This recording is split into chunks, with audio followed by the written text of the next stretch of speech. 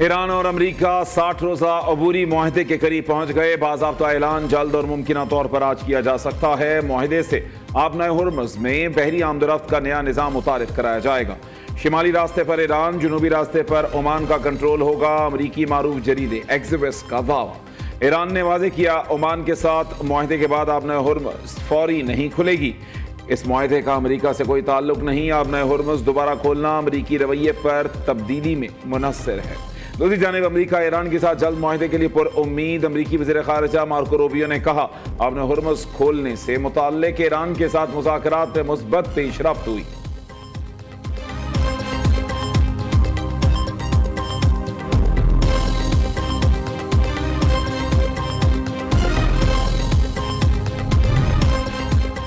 ایران جنگ میں امریکہ کے طویل فاصلے کے میزائل تقریباً ختم ہو چکے۔ برطانوی میڈیا کا دعویٰ۔ رپورٹ میں بتایا امریکہ نے انتہائی درست نشانہ لگانے والے تمام میزائلوں کو بظاہر استعمال کر لیا۔ صدر ٹرمپ کو اب خطرناک بمباری مشنز پر انحصار کرنا پڑے گا۔ روس اور چین جیسے حریفوں کو روکنے کی امریکی صلاحیت شدید متاثر ہو سکتی ہے۔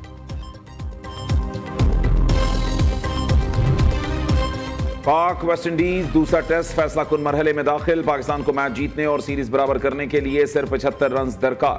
قومی ٹیم کی بیٹنگ جاری۔ امام الحق 9، آذان اویس 18 رنز بنا کر آؤٹ۔ قومی بولرز کی تباکن بولنگ۔ ویسٹ انڈین ٹیم دوسری اننگز میں صرف 117 رنز پر ڈھیر۔ علی عثمان اور ساجد خان نے 4 وکٹس حاصل کی۔ برینڈن کنگ انجری کے باعث بیٹنگ کے لیے نہیں آئے۔ ویسٹ انڈین ٹیم پہلی اننگز میں 344 رنز بنا کر آؤٹ ہوئی تھی۔ پاکستان نے جواب میں 387 رنز بنائے، 43 رنز کی برتری حاصل کی۔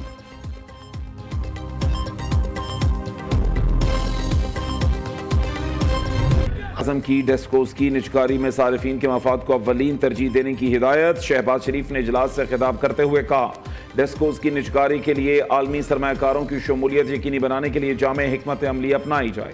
نجکاری کمیشن میں ادارہ جاتی اصلاحات اور تنظیم نو کا کام 1 ماہ میں مکمل کیا جائے۔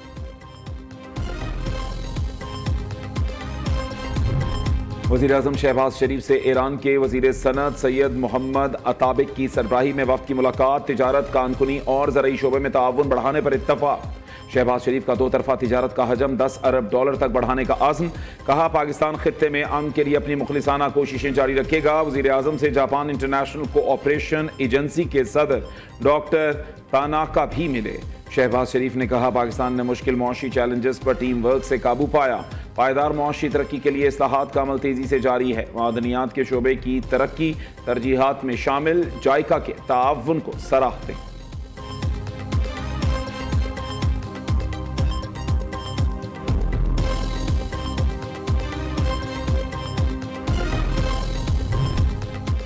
فلسطین کی آزادی کے لیے مسلم ممالک کو مل کر کام کرنا ہوگا۔ مقدس مقامات پر اسرائیل کا قبضہ ناقابل قبول ہے۔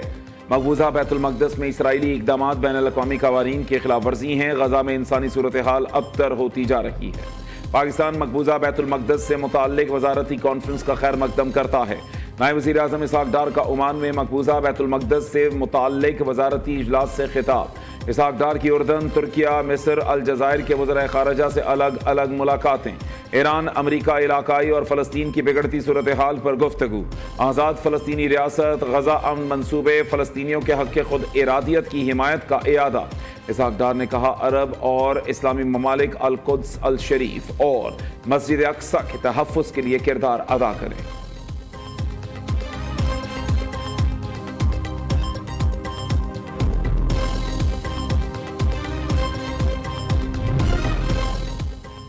وزیر خزانہ محمد اورنگزیب اور امریکی تجارتی نمائندے جیمیسن گریر کی ورچوئل ملاقات۔ تجارتی فریم ورک پر مذاکرات میں پیش رفت۔ جلد معاہدہ مکمل کرنے کا عزم۔ محمد اورنگزیب کا امریکی ایکسپورٹ امپورٹ بینک ایگزم سے تعاون بڑھانے پر زور۔ کہا پاک امریکہ شراکت داری برآمدات میں اضافے، معاشی استحکام میں مدد ہوگی۔ امریکی تجارتی نمائندے نے پاکستانی معاشی اقدامات کو سراہا۔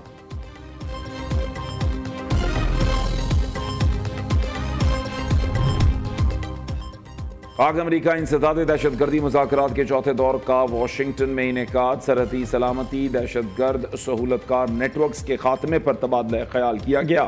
ترجمان دفتر خارجہ کے مطابق دونوں ممالک نے داعش، خراسان، القاعدہ TTP اور BLA کے خلاف مشترکہ عزم کا اعادہ کیا۔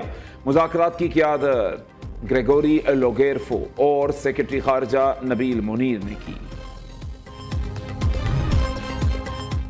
وزیر دفاع خواجہ آصف سے امریکی ناظم الامور کی ملاقات، باہمی دلچسپی کے امور، سیکیورٹی صورتحال اور دو طرفہ تعاون پر تبادلہ خیال۔ دونوں رہنماؤں کا مشترکہ اہداف کے حصول کے لیے مسلسل رابطوں میں رہنے پر اتفاق۔ وزارت دفاع کے جاری اعلامیے کے مطابق خواجہ آصف نے علاقائی امن و استحکام کے لیے مذاکرات کی اہمیت پر زور دیا۔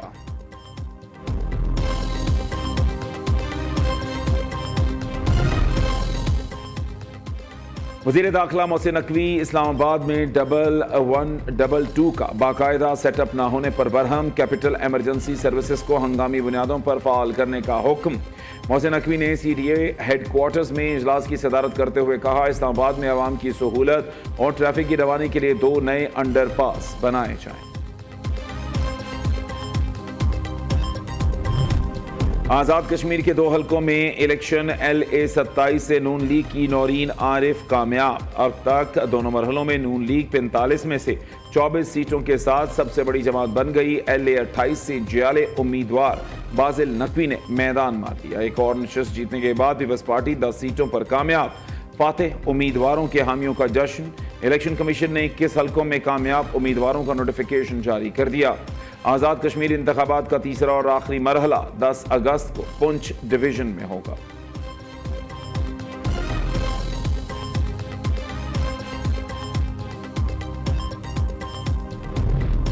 سندھ حکومت کا یلو لائن BRT منصوبے کا تعمیراتی کام تیز کرنے کا فیصلہ۔ سینئر صوبائی وزیر شرجیل میمن کے منصوبے کی بروقت تکمیل کے لیے تمام رکاوٹیں دور کرنے کی ہدایت۔ کہا، یوٹیلیٹی ریلوکیشن سے تمام اقدامات فوری مکمل کیے جائیں۔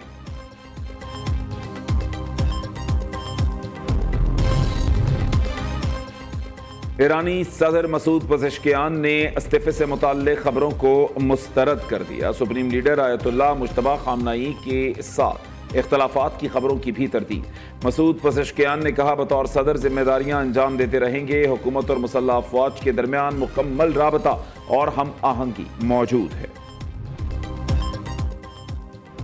ایران اور امریکہ میں متوقع معاہدہ۔ عالمی مارکیٹ میں خام تیل 9% سستا۔ برطانوی تیل کی قیمت 78، امریکی خام تیل $75 فی بیرل پر آ گیا۔ پاکستان میں بھی آج پیٹرولیم مصنوعات کی قیمتوں میں کمی کا امکان ہے۔ لاہور میں کہیں ہلکی کہیں تیز بارش، ہر شے دھل کر نکھر گئی۔ ملکہ کوثر مری میں وقفے سے بارش، سیاحوں کی بڑی تعداد حسین نظاروں سے لطف اندوز ہونے پہنچ گئی۔ ترجمان PDMA کے مطابق دریائے چناب، جہلم، راوی اور ستلج میں پانی کا بہاؤ نارمل ہے۔ دریائے سندھ میں کالا باغ اور چشمہ کے مقام پر نچلے درجے کا سیلاب ہے۔ اور یوم آزادی میں صرف 9 روز باقی۔ جشن آزادی ملی جوش و جذبے کے ساتھ منانے کی تیاریاں تیز۔ گلیاں، بازار سبز ہلالی پرچموں سے سجنے لگے۔ بچے بڑے خواتین سبھی یوم آزادی منانے کے لیے پرجوش۔ آپ جشن آزادی کی تیاری کیسے کر رہے ہیں؟ بچوں کا جوش اور وطن سے محبت کے خوبصورت لمحات نیو نیوز سے شیئر کریں۔ اپنی تصاویر اسکرین پر نظر آنے والے نمبر پر نیو نیوز کو بھیجیں اور جشن آزادی کی خوشیوں کو پورے پاکستان کے ساتھ منائیں۔